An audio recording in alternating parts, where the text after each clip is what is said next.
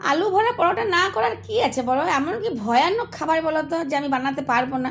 এত এত রান্না করে নিলাম, আর আলু ভরা পরোটা সামান্য পারবো না? মেদিনীপুরে ভদ্রলোককে বলাতে কি হাসি! আমি এইসব রান্না নাকি করতে পারি না, কেউ যেন কোনোদিনই খাওয়াইনি।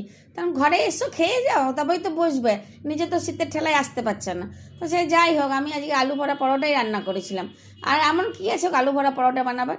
আলু লাগে আর ওই তোমার ধনে পাতা কুচি লাগে, আর কিছু লাগে না। আর মশলাপাতি যা আছে আছে, যে যেমন ইচ্ছা মতন দেয়।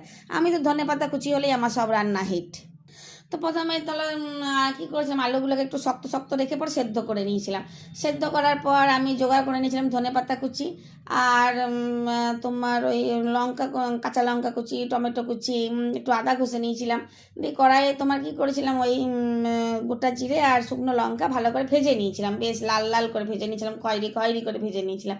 তারপরে গ্যাসটা বন্ধ করে দিলাম কড়াইটা ঠান্ডা হওয়ার জন্য। কেননা জ্বলন্ত কড়াইয়ে যদি আমি এই ভিজে সেদ্ধ করা আলুগুলো দিয়ে দিই, তো জলের ছিটে পেয়ে গরম তেল থেকে তেলগুলো ছিটপিট ছিটপিট করে সারা গ্যাস একদম ছড়িয়ে যায়। আর এদিকে এত কষ্ট করে এই একবারই মুছতে পেরেছি, আমি আর বারবার মুছতে পারবো না বাবা। ওই জন্য কড়াই ঠান্ডা করে আলু সেদ্ধগুলো দিয়ে দিলাম। দিয়ে ওপর থেকে এবার একের পর এক হলুদ গুঁড়ো, তারপর ধনে জিরে গুঁড়ো, তারপর একটু ম্যাগি মশলা দিয়ে দিলাম যেটা খেতে আরও ভালো লাগে। নুন চিনি পরিমাণ ঠিক রেখেছিলাম, টমেটো কুচি দিয়েছি, লঙ্কা কুচি দিয়েছি, আদা ঘষা দিয়েছি, ধনে পাতা দিয়েছি। দিয়ে বেশ ভালো করে পুরটা মেখে নিয়েছি। কেমন লাগছে বলো তো দেখে পুরটা? দুর্দান্ত না বলো আলুর পুরটা?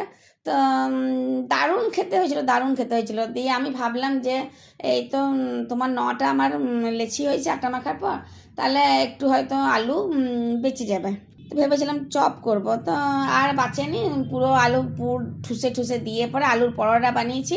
মানছি গোল হয়নি, একটু আধটু অক্টোপাসের মতনও শেপ হয়ে গেছে, কিন্তু খেতে হয়েছিল দুর্দান্ত। আর শোনো, আলুর পুরের ভিতরে, পরোটার ভিতরে ওই তোমার আলুর পুর ঢুকালে না আর ওইটা পরোটার মতন দেখতে লাগে না, বেললে পরে গোল গোল আর হয় না।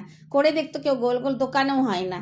তো যাই হোক, দিয়ে একটার পর একটা বেশ ভালো করে সেঁকে নিলাম। আর খেতে তো দুর্দান্ত হয়েছে। আমি তো একদম দারুণ সুন্দর একটা চা বানালাম দুধের, তার সাথে ডুবি ডুবি আলুর পরোটা খেলাম।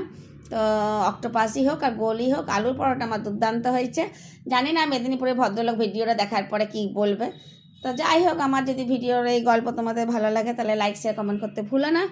আর তাহলে আজকে আসি, কালকে আবার একটা নতুন গল্প নিয়ে চলে আসবো। ধন্যবাদ।